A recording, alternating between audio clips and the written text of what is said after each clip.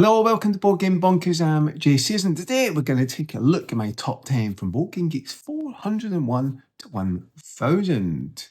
Now, before we get into this, please do consider subscribing to the channel, especially those who just pop on and have a look at this video and other videos that aren't subscribed. Did you know that 90% of you are not subscribed? That's a lot of people. Why not? It doesn't cost you anything. And please do give this video a like if you enjoy it, because it does help YouTube recognize it as a decent video and recommends it to others. And please let me know in the comments down below, what do you think about this list? Do you agree with some of these games? Do you enjoy them? Would you rate them higher? Let me know. And one other thing I want to get out of the way, please do not get hung up on the ratings. Just because I've given something a 6 or a 6.3, that doesn't mean I think it's a bad game. I think it's a good game. And I have the games in my collection that just aren't up there, perhaps, as some of the high-end games that I enjoy much more. So please don't get hung up on the scores that I've ranked them or rated them. Now, let's get into this list, shall we? Let's get to battle with Board Game Geek. Let's check out my number 10. And this game is Seven Wonders Architects. Now, this is a very light game. It's really quite simple. You're just choosing a card, either from the left or the right. And that's the stacks that the players, opponents have got. You've always got a stack in the middle, which is face down, so you can't see what those are, and you're taking a risk with those. And there's a few other elements, but essentially you are building your architects. I like the structure in this, and I like that you get some bonuses and points, and each one is slightly different in terms of what it provides you. I also like that there's tokens in the middle that you can get, and those tokens will give you different benefits, and I like that, but it's quite straightforward and simple. The abilities are not overly powerful that you begin with. They're very streamlined and very simply integrated into the game. And I like that this is family friendly, and you can get your children involved, or grandchildren, whatever it might be, involved in this game. It's a very light game. I think it's great for the family. It's one of these games, it's almost like it could be in your essential collection, because if you've got non-gamers, I think this is a great one to bring out. Now, I've given this a 6.5. which I think is a fair score, and perhaps I could have ranked it, rated it a bit higher, but I think it's a good solid choice in this list, and one I would definitely recommend. Production quality is really good in this as well. I like the box, the insert, everything comes nicely packed, and I think they've done a good job with it. It's definitely one that I would definitely recommend to go and at least try it once. So let's now move in to my number 9 then. And my number 9 is a much heavier game on the opposite scale of light. This is The Great Wall. Now, The Great Wall is a semi-cooperative game, although you can also play cooperatively.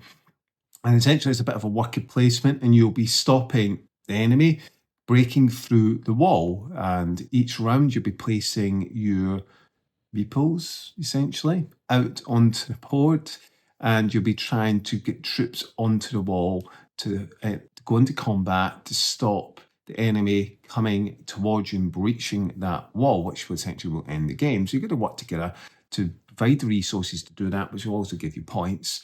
But it is a bit of a kind of almost take that and backstabbing element to this game I don't like. So for example, these spaces, worker placement spaces, to gain resources, you need a certain amount of workers there to get the resource, and you can negotiate with your co-players. So for example, I might say, if you come and join me, we can get this together because I need this, and perhaps the next round I'll help you go into another spot.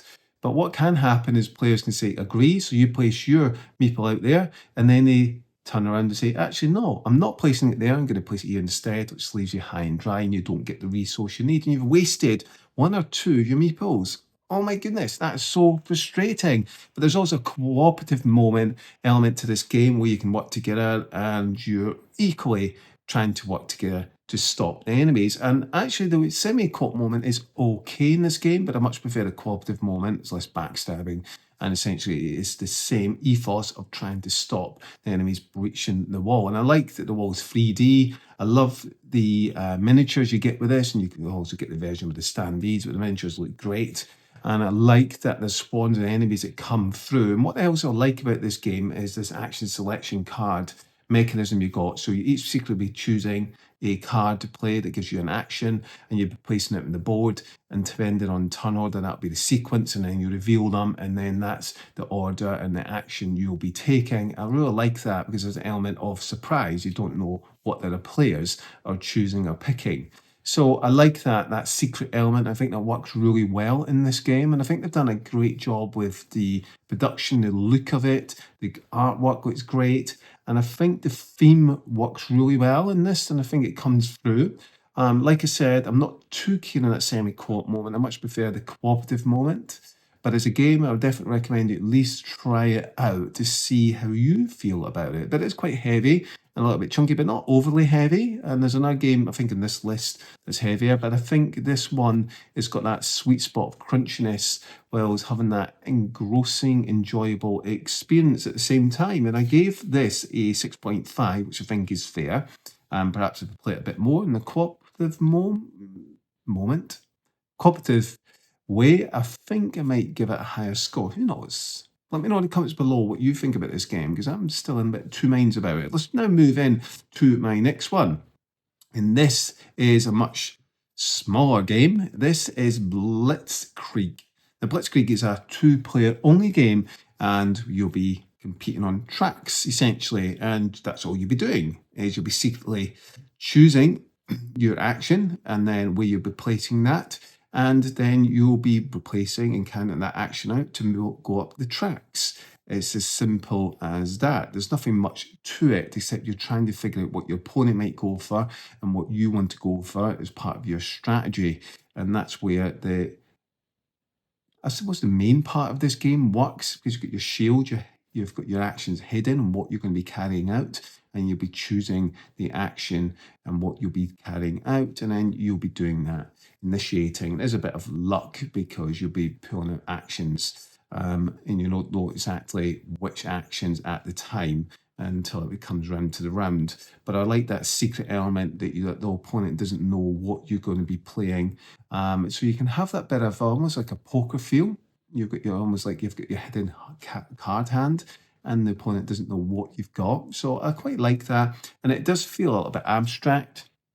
And I remember we were playing this, and Kim at the time said this would be a better game, but it didn't have a war theme. Now, the theme is kind of there, but isn't at the same time. But I like how simple and streamlined this was, and I liked how it played in around about 30 minutes. I mean, it says 20 minutes, but realistically 30 minutes. So it's a quick game, and I really did enjoy that. Is there enough crunchiness in this game? Not really. It's quite light. It's quite easy to get to the table, but I suppose that's one you could have in your collection if perhaps you've got wargame fans in your family that are not gamers, don't want to play a full-fledged war game. I think this is a good alternative choice, definitely one that's worth having a look at. And I gave this a 7 out of 10, which I think is a pretty high score for it, and I think it's fairly reflected because of how streamlined, simple it is, and that element of surprise and what actions you'll be carrying out. So let's now move in to my next one, and this is a much friendlier, family-friendly, easy game to get to the table. This is Draftosaurus. And this is got quite an interesting mechanism where you'll be pulling dinosaurs from a bag, and you'll be taking a dinosaur and then passing the others to the next player on your left, going in clockwise order, and you keep doing that until you've placed all your dinosaurs onto your player board, and you'll be doing that over a few rounds. So there's that element of I've got a choice here, but I've got to look out what my opponent needs. Perhaps you can hate draft as well and take a dinosaur that they really need, and you're stopping them from getting that dinosaur. So you've got an element of that as well. And I like where you place your dinosaurs. There's an element of strategy and tactics there, because certain dinosaurs are placed in certain parts of your park. They have restrictions, but also you'll try and gain as many points as possible. So you might try to get certain dinosaurs in particular enclosures, for example. You'll also be rolling a dice as well, where the active player is not affected by that roll, but other players are, and there might be additional restrictions on where you can place dinosaurs or what dinosaurs you can place out in your park. So I like that. And I like how they haven't overcomplicated the scoring in this. It's fairly straightforward. You've got two different sides of the board. You've got a summer side and a winter side, and the scores are slightly different. But I like how streamlined this is, and it does have a little bit of crunchiness, especially for younger players, and gets them thinking about how do I score this, where do I best place my dinosaur, where do I place this dinosaur. So I really like that, and I think they've done a great job to make this family friendly, but still giving a little bit of crunchiness to the game. And I think they've done it. It's a pretty small box, and it plays in probably about 30 minutes, 45 minutes. So it's a fairly quick game. Definitely a solid one. I definitely recommend checking out. And I gave it a 7 out of 10, which I think is definitely a fair score for this type of game. So let's move in to our next one then. And this has got a little bit more meat to the bone. This is Dice Hospital.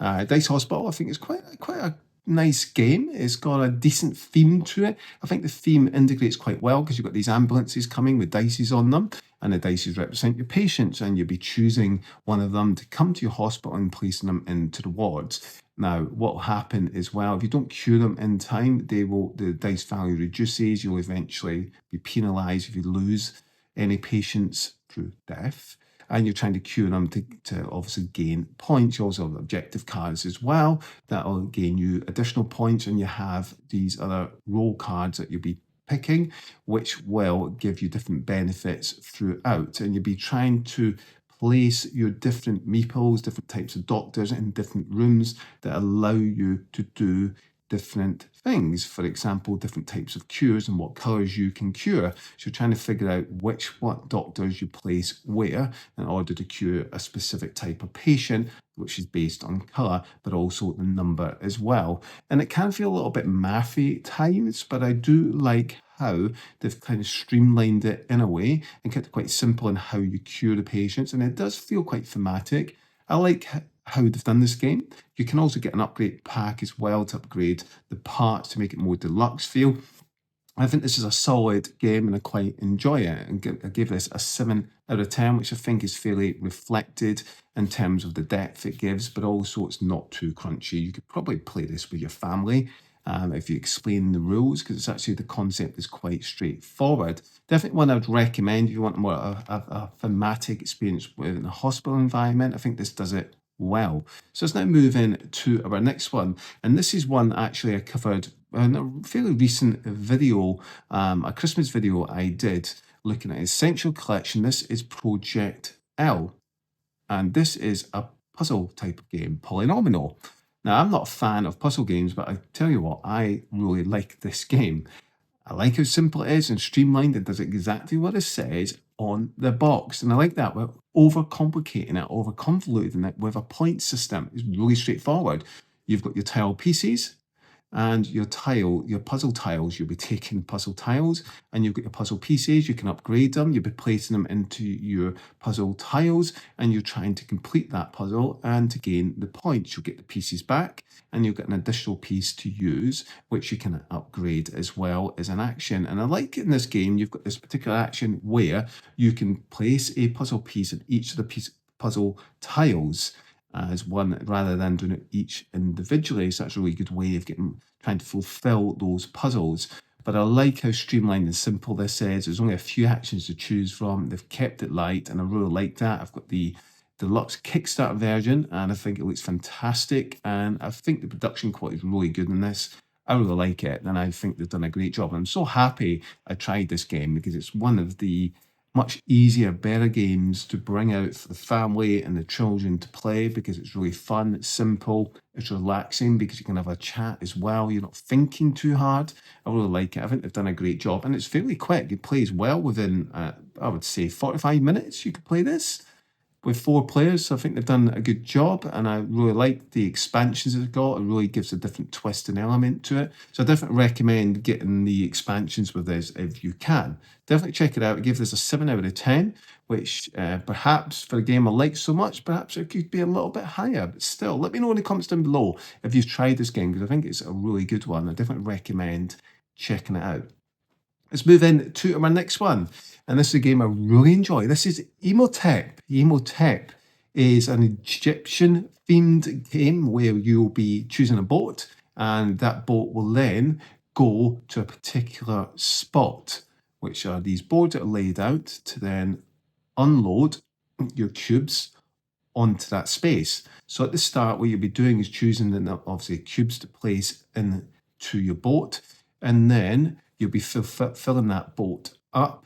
Your opponent can choose your boat if they want, and then move to a space perhaps you don't want to go to. So you've got that kind of almost hate drafting, and the turn order will vary from each round. And then you'll be unloading your cubes to fulfill those spaces to try and gain points. Now, each of those boards gain points in various different ways depending on the pattern of we've built those blocks. So some, for example, might be in specific rows, columns, etc., or height. So I really like how they've done that, and it's varied from each side is different. And also at the top, you've got cards you can acquire as well, which gives you different abilities. So I really like how this game plays out. I really like how streamlined and simple it is. But I like the choice, that fun fact of which boat do I go for. Do I use my own boat because I really want to go there? But if they go there, then they might win more points than me, so perhaps I should get their boat to go there. I really like that. I think they've done a great job with that mechanism. And I like the almost puzzle feel to this, and it's quite a straightforward puzzle in terms of where do I place my blocks and which one do I go to in which order. So I really like that, and I think they've done a good job to create each one is slightly different. I think they've done a fab job. I've given this a 7 out of 10, one I highly recommend, and one I've got and I'll always keep in my collection. Let's move in to our next one.